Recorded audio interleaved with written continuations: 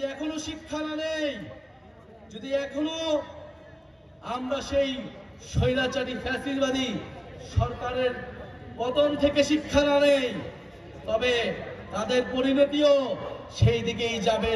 আমরা বলছি দেশের মৌলিক সংস্কার প্রয়োজন।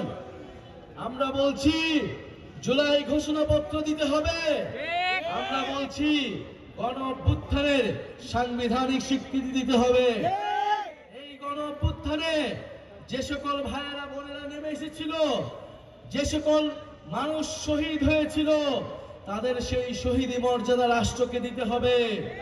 সংবিধানের স্বীকৃতি থাকতে হবে।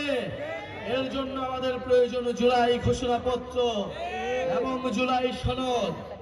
আমরা কোনো ধরনের টালবাহানা, কোনো ধরনের ষড়যন্ত্র মেনে নেব না। আপনারা আস্থা রাখুন, যেভাবে গণ অভ্যুত্থানে আমরা আপনাদের প্রতি কমিটেড ছিলাম, আমরা আপোষ করি নাই। ইনশাআল্লাহ দেশ গঠনের এই যাত্রাতে আমরা আপোষ করব না। আপনাদের অধিকারের জন্য আমরা সব সময় রাজপথে থাকবো। ৩রা আগস্ট শহীদ মিনারে যে ইস্তেহার ঘোষণা করব, সেখানে আপনার আমার সকলের অর্থনৈতিক, সামাজিক, সাংস্কৃতিক মুক্তির কথা থাকবে। নতুন বাংলাদেশ পুনর্গঠনের রূপরেখা থাকবে।